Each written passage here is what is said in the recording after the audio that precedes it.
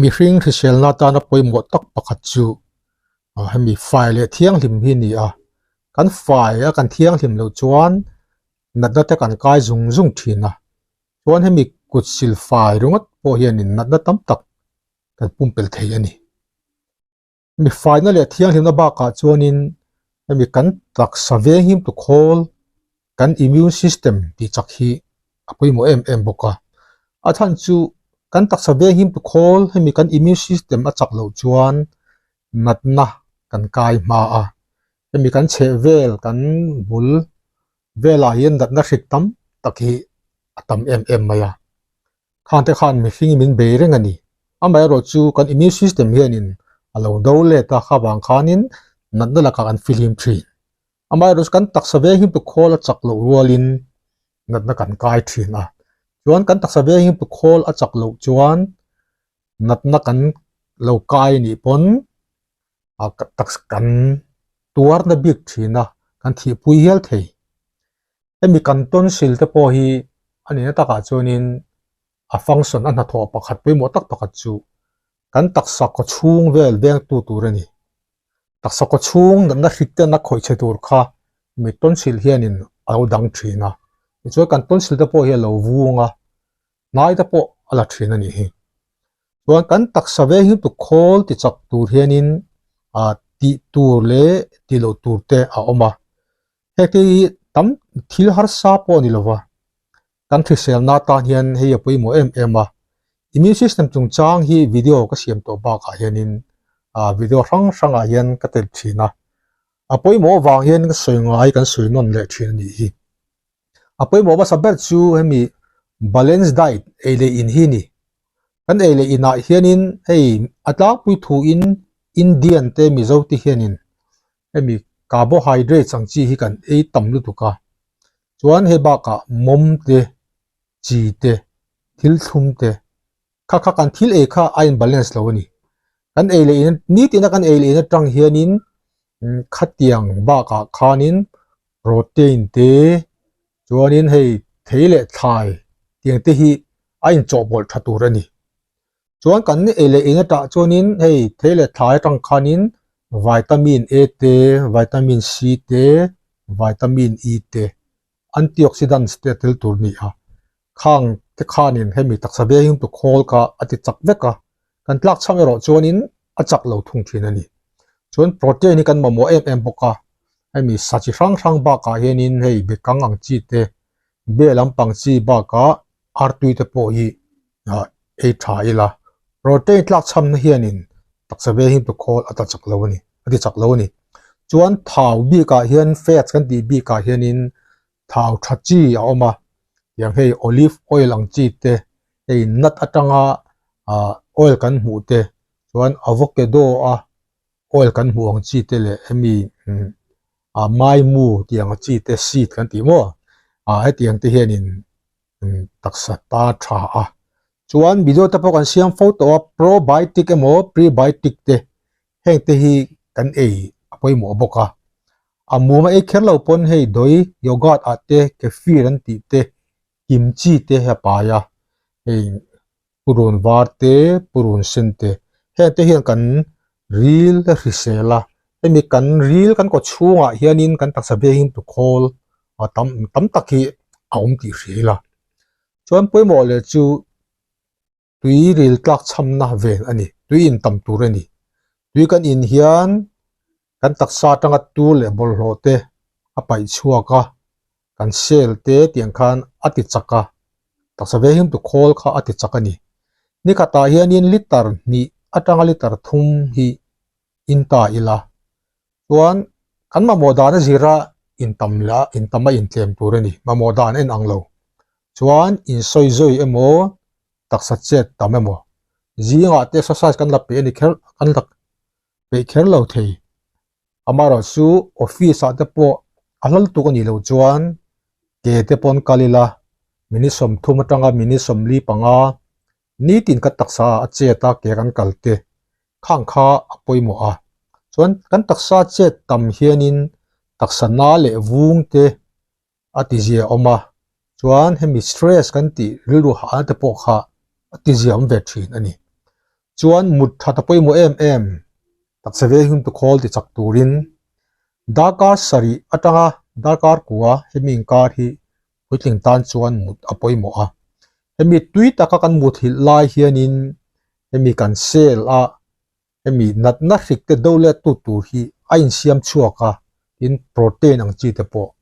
hei chuwangin mut apoi mo em chuan rilru ha na ti zia om ti tlem ti mai la thin rim chang te rilru ha chang te tiang chu kan nei vek thin amai ro chu a ben vona ni chuan kha na chatakin kan taksa ve him to khol ati chak lo thina chuanin hei keakal exercise te thian te ne na income ho te hatianga rilru ha na ti zi om kha apoi mo ani chuan vitamin D taksama mo kan mu ngai vitamin D tlak chamna hian in depression te si asiam pheya tin taksa ve him to khol ati chak lo ani chuan nitin ni sa a ni enga mini som atang mini som ni vel chung te po hi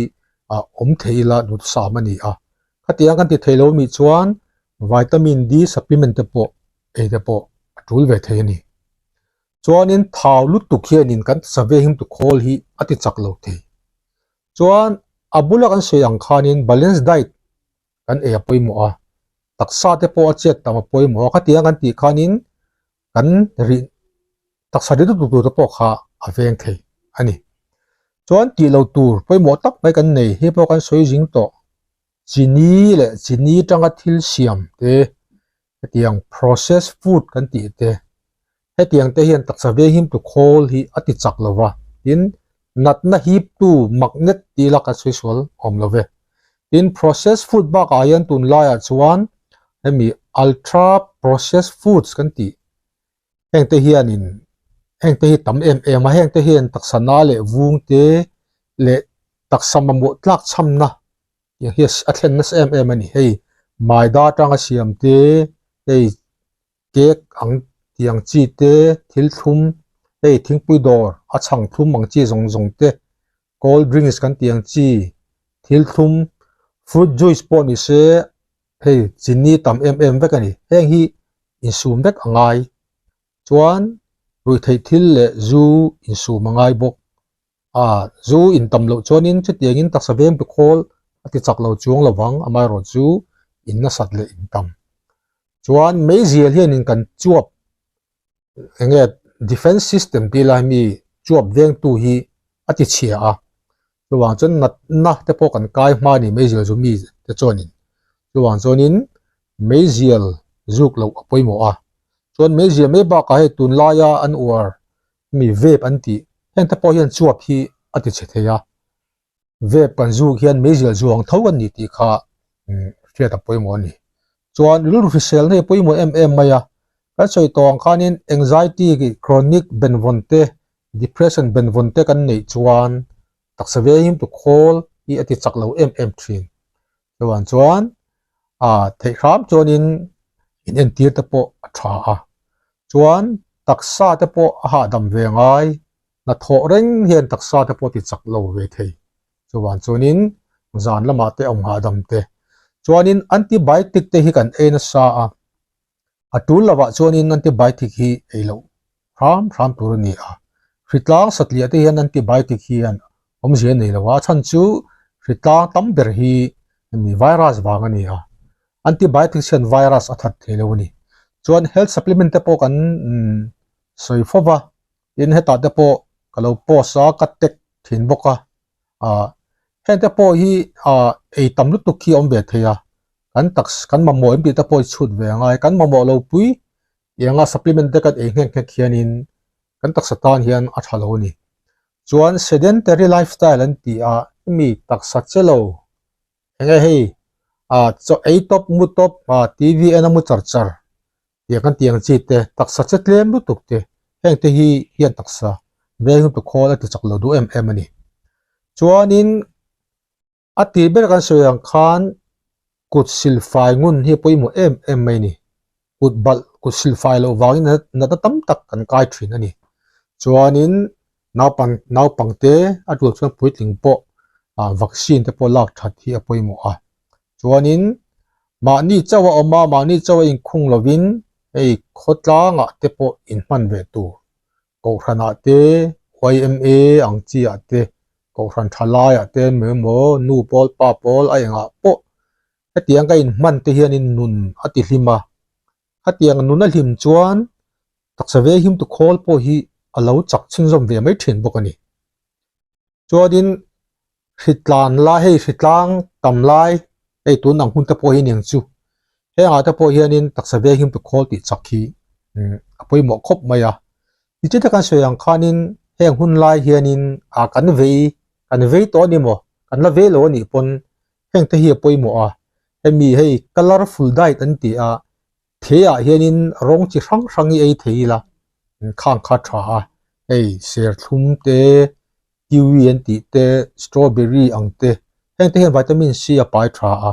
heng ba ka hian carrot te broccoli te spinach ang chi te hianin avocado ang chi te hian vitamin A le vitamin E hang ka pai tha a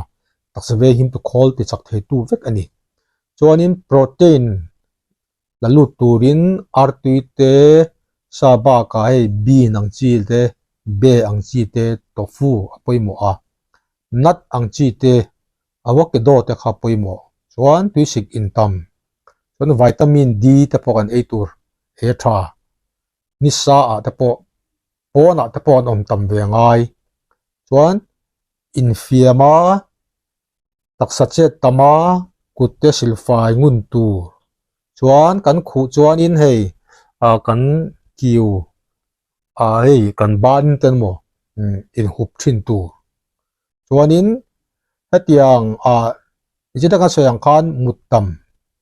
muttam khan virus te po kha kan hne ma thina in hritang tiang kan lo kai ni pon kan dam ma thin rilu hana ti zia tur ani chuanin thil thum junk food kan tiang chi mom lutuk thum lutuk al lutuk kha tiang chi te hei soda drink kha tiang ti zong zong kha in sum tur ani chuanin hei mun lun lai hritlan lai chuanin hritlang hrialian lai chuanin face mask te po vua chuanin mi pui tam na lai te po kan lo hram tum tur ani ole kha taksa ve him to call immune system ti chak dan le hemi hritlang tam laia in en kol dan tur kan soi thei tlen tu ni te se